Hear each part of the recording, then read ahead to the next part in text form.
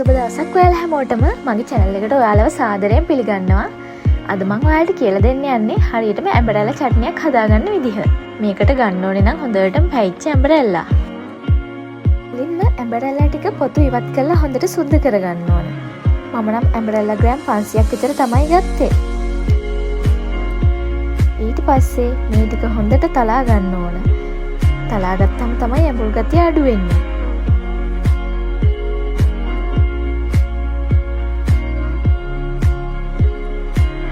ඔයාලට කැමති නම් ඇට ටික අයින් කරගන්න පුළුවන්. මම නම් ඇට ටික අයින් කළේ නැහැ.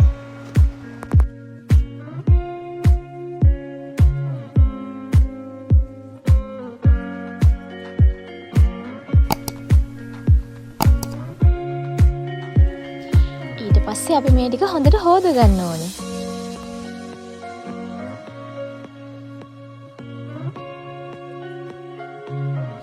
ඊට පස්සේ වළඳක් ලිපේ තියලා සීනි හැඳි දෙකක් විතර දාගන්න. සීනි ටික දුඹුරු පාට වීගෙන එනකොට වතුර පොඩ්ඩක් දාන්න ඕනේ.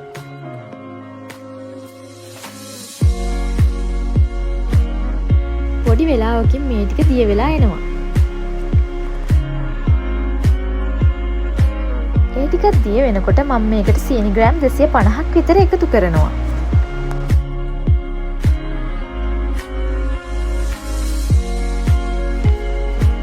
පොඩි වෙලාවකින් මේ සීනි ටික හොඳට දිය වෙනවා. ඊට පස්සේ මම මේකට තලාගත්ත ඉඟුරු කෑල්ලක් එකතු කරගන්නවා.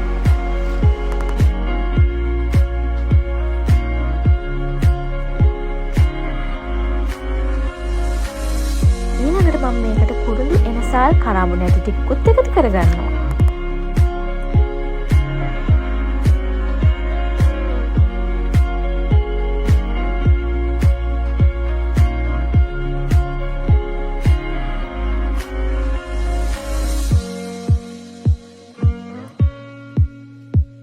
ඊට පස්සේ හොදගත්ත ඇඹරැල්ල ටික සීනියකට එකතු කරන්න තමයි තියෙන්නේ. ඇඹරැල්ල ටිකත් එක්කම වතුර පොඩ්ඩකුත් එකතු කරගන්න. මේකට වතුර ගොඩාක් දාගන්න එපා. මේකට ගන්න ඕන මැටි වළඳක් හොඳද? මදකින්දි මේක තියාගෙන හැඳි ගාන ගමන් මම මේකට ගම්මිරිස් කුඩු මිරිස් කුඩු ලුණු පොඩ්ඩක් එකතු කරගන්නවා.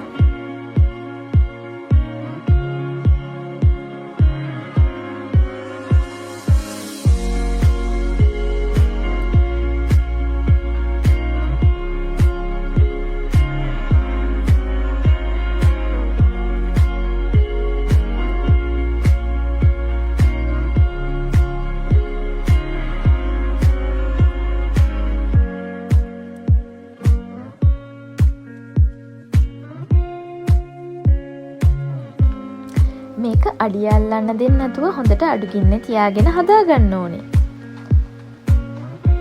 දැන් නම් චට්නි එක හැදිලා තියෙන්නේ. පේනව නේද මේක?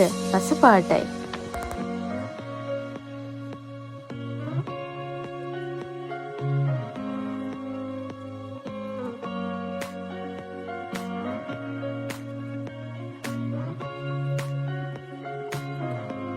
දැන් මම මේක ලිපෙන් බාලා හොඳට නිවෙන්න තියනවා.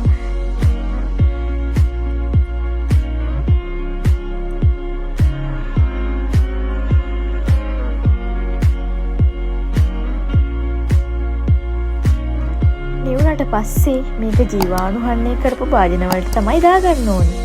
නැත්නම් මේක නරක් වෙනවා. ගොඩක් දවස් තියාගන්න බෑ.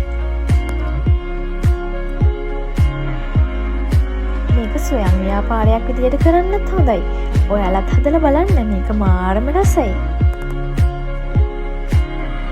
ඉතින් මගේ වීඩියෝ එක හොඳ නම් channel එකත් subscribe කරන්න. එහා පැත්තේ තියෙන bell icon එකත් click කරන්න. එතකොට මම වීඩියෝ එකක් දාපු ගමන් ඔයාලට දැනගන්න පුළුවන්. එහෙනම් ආයෙත් මේ වගේ රසම රස රෙසිපි එකකින් හම්බෙමු. ගිහින් එන්නම්.